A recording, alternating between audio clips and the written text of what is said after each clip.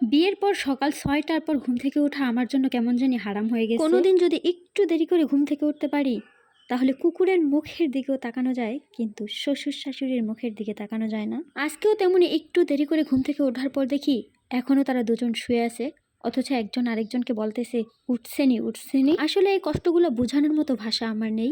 এই কষ্টগুলো একমাত্র তারাই বুঝবে যারা এই পরিস্থিতির মধ্যে আছে। তো যাই হোক, আজকেও সকাল সকাল ঘুম থেকে উঠে রান্না করতে চলে গেলাম। গত ভিডিওতে দেখাইছিলাম মাটির নিচ থেকে বড় একটা সরা আলু উঠানো হয়েছে, যদিও আলুটা আরো বড় হওয়ার কথা ছিল, বাট তেমন বড় হয়নি। তো ভাবলাম আজকে যেহেতু আমি মুরগি রান্না করব, এই আলুটা দিয়ে আজকে আমি মুরগি রান্না করি। আলুটা কাটার পর অনেকটা কচুর মুখের মতো লাগছিল। আলুটাকে কিন্তু প্রথমে আমি কেটে ধুয়ে তারপর সিদ্ধ করে নিয়েছিলাম। এখন মুরগি কষিয়ে আমি আলুটা দিয়ে দিলাম। এই গাছটা থেকে লতায় যে আলুগুলো হয় সেগুলো খেতে কিন্তু তেমন একটা মজা লাগে না। মাটির নিচে যে আলুটা থাকে, আমি যে আলুটা রান্না করতেছি এটা খেতে কিন্তু খুবই মজা লাগে। তো যাই হোক, আমি আলুটাকেও একটু কষিয়ে নিয়ে তারপর এখানে পরিমাণ মতো পানি দিয়ে দিলাম। আর এখন কিন্তু প্রচন্ড মেঘ করছে, বাইরে প্রচন্ড কালো হয়ে আসছে। আমার ভিডিওটা দেখলেই কিন্তু বোঝা যাচ্ছে। তো আমার তরকারিটা কিন্তু রান্না করা শেষ।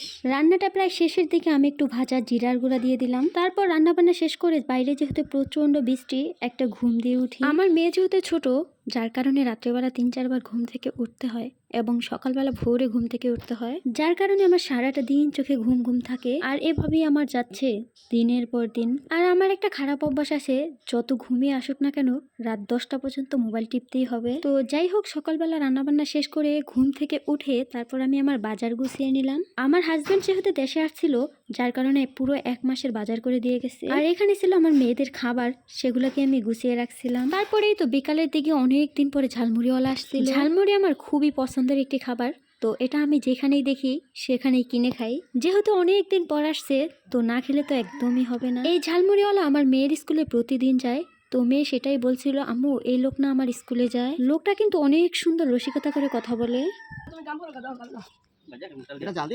জাল দিবেন 2টা 10 টাকা দামের, 10 টাকা 10 টাকা 2টা অতিরিক্ত জাল দিবেন। দেন গভর্নমেন্টের জন্য দেন, সমস্যা নেই। আচ্ছা বানান।